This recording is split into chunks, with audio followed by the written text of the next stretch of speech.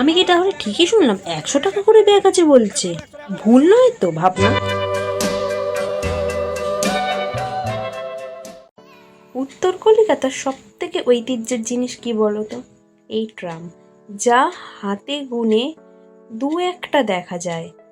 তো মাঝে তো শুনেছিলাম এই ট্রাম নাকি বন্ধই হয়ে যাবে, তারপরে এখন আবার দেখছি চলছে, যাক ভালো লাগলো। উত্তর কলকাতা থেকে শপিং করবো আর হাতিবাগান থেকে শপিং করবো না, তা কি কখনো হয়? তাই পয়লা বৈশাখে শপিং করতে আজকে চলে এসেছিলাম হাতিবাগানে। আর দেখতেই পাচ্ছ কতটা ভিড় এখানে। এখানে সবাই কেনাকাটা শুরু করেই দিয়েছে, আর খুব বেশি দেরি নেই পয়লা বৈশাখ। তোমরা তোমাদের পয়লা বৈশাখের শপিং বা গোপুর পয়লা বৈশাখের শপিং করার জন্য অবশ্যই হাতিবাগানে একবার হলেও ঘুরে যাও। এখানে গোপালের জামার কি দারুণ দারুণ কালেকশন ছিল। আমরা নিজেরা কিনবো, গোপালের জন্য কিনবো না সেটা কখনো হয়? আর এখানে দেখতে পাচ্ছ ব্যাগ, উফ মাথা ঘোরানো, আর সানগ্লাস। আমার তো সবই খুবই ভালো লাগছিল। তো এই করতে করতে আমি এগিয়ে গেছি, খুবই ভিড় ছিল, তার মধ্যেও আমি তোমাদের দেখাবো বলে ভিডিওটা করার চেষ্টা করেছি। আর এই স্ট্রিট স্টাইলে প্রচণ্ড ভিড় ছিল, তাই আর আমি ঢুকিনি। আর এই যে ইনি এখন হাঁটছেন সামনে। এখানে শুধু ড্রেস না, এখানে ঘর সাজানোর সরঞ্জাম, যেমন ফুল, দেখতেই পাচ্ছ কত সুন্দর সুন্দর ফুল পাওয়া যাচ্ছে। তো চলো এগিয়ে যাওয়া যাক, দেখাচ্ছি আর কি কি পাওয়া যায়। জুতো ছিল, এছাড়া বিভিন্ন ধরনের জুয়েলারি ছিল। বাঙালিরা যেমন খেতে ভালোবাসে, সেরকম বর্ষবরণে চুটিয়ে শপিংটাও করতে ভালোবাসে। তার জন্য দেখতেই পাচ্ছ সিটি মার্টটা কত সুন্দর সাজিয়েছে।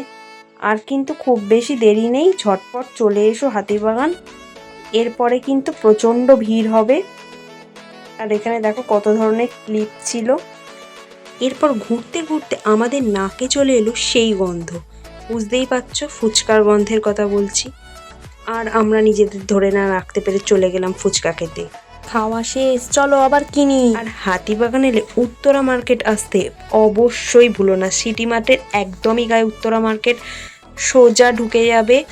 এখানে বিভিন্ন ধরনের ড্রেস পাবে, দামি কম দামি সবই পেয়ে যাবে। এছাড়া জুয়েলারি, এছাড়া ভিতরে অনেক ধরনের বেড কভার ছিল, তারপরে ঘরের পর্দা ছিল, দারুণ দারুণ জিনিস ছিল। আমার তো খুব ভালো লেগেছে, কুশানও ছিল, দেখতেই পাবে। পুরো ভিডিওটা স্কিপ না করে দেখতে থাকো ভিতরে কি কি ছিল।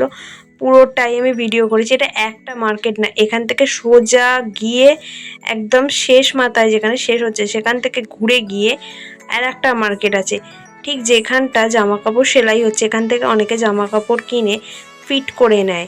তো সেটা একদম এটা শেষ প্রান্তেই আছে, ওখানে অনেকগুলোই দোকান আছে সেলাই করানোর। আর ঠিক সেইখান থেকেই ঘুরে আর একটা পড়বে, এই উত্তরা মার্কেটেরই আর একটা পার্ট পড়বে। তো একই মানে সেখানেও ভোরে ভোরে ড্রেসের কালেকশন পাবে। আর আমার তো মানে এই উত্তরা মার্কেটের ড্রেসের কালেকশন এতটাই ভালো লাগে, আমি তোমাদের বলে বোঝাতে পারবো না। এই যে এই জায়গাটা থেকে ঠিক ঘুরে যাবে, দেখো সেকেন্ড মার্কেটটা পড়বে বাঁক নিতেই। এই জায়গাটা একটু অন্ধকারই থাকে, তো এই দুটো মার্কেট খুব আলো থাকে।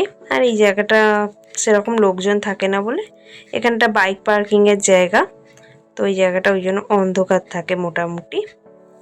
তো এখান থেকে দেখো আমি আর একটা মার্কেটে এবার ঢুকছি। তো এখানেও ভোরে ভোরে কালেকশন, ওটার থেকে কম কিছু না, দুটোতেই সমানভাবে কালেকশন আছে। এটাতে পর্দা, কুশান সব কিছুই তোমরা দেখতে পাবে। আমি এগাতে থাকছি, তোমরা দেখতে থাকো শুধু। কুর্তিগুলো দেখো কত সুন্দর, এখান থেকে কত মানুষ শপিং করছে। শুধু মল নয় গো, মাঝে সাঝে এই বাইরের দোকানগুলো থেকেও কিনে দেখবে। আমার তো মনে হয় অনেক ভালো ভালো এখানে ড্রেস পাওয়া যায়।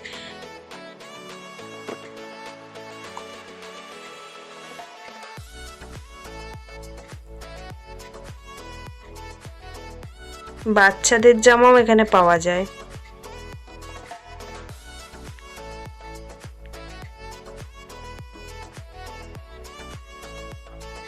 এই দেখো পর্দা, দেখো এখানে কত ধরনের পর্দা পাওয়া যাচ্ছে।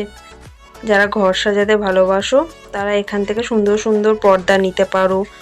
এছাড়া কুশান ছিল, বেডশিট ছিল, কার্পেট ছিল, কি ছিল না। একদিকে তোমাদের ড্রেস দেখাবো, একদিকে তোমাদের ঘর সাজানোর জন্য জিনিস দেখাবো, আমি কোনটা দেখাবো ভেবে পাচ্ছিলাম না। তবুও যতটা পেরেছি দেখানোর চেষ্টা করেছি।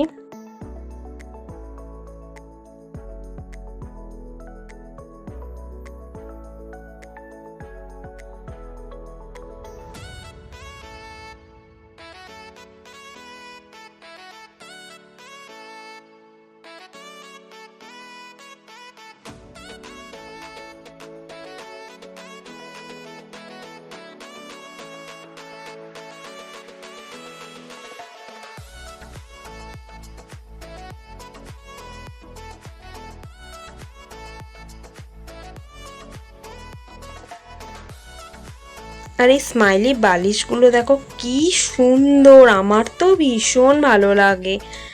তো এবার আমি উত্তরা মার্কেটের একদম শেষ প্রান্তে চলে এসেছি, ফাইনালি বেরিয়েই যাচ্ছি। দেখতে পাচ্ছ এখান দিয়েও তোমরা ঢুকতে পারো, প্রবেশ পথ বাহির পথ বলে কিছু নেই, তো যে কোনো একটা গেট দিয়ে ঢুকতে পারো।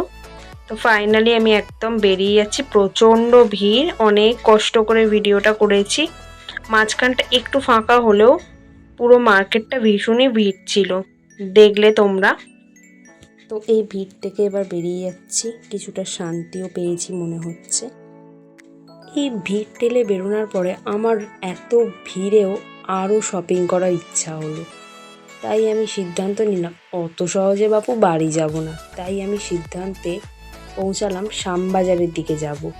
তো এগিয়ে গেলাম শ্যামবাজারের দিকে। আর এখানে আমার চোখে পড়লো অনেক সেরামিকের কাপের ডিজাইন, আমার যা চোখ ধাঁধিয়ে গেল। তোমাদের দেখাচ্ছি, তোমাদেরও ভালো লাগবে। আমি আজকে একটাও কিনিনি, কিন্তু নেক্সট দিন গেলে আমি ছাড়বো না, আমি কিনেই ছাড়বো।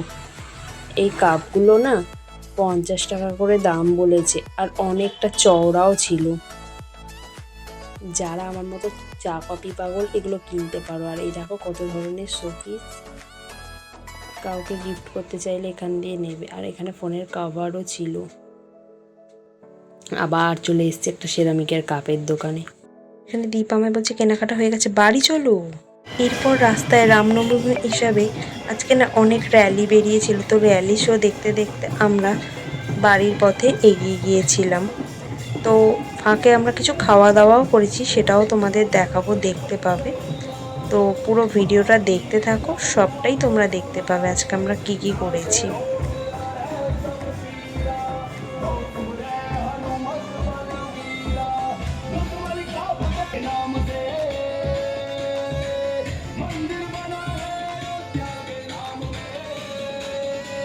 এরপর একটা রোল নিয়েছিলাম, তারপর দেখো মনের আনন্দে বাড়ির দিকে এগাচ্ছিলাম।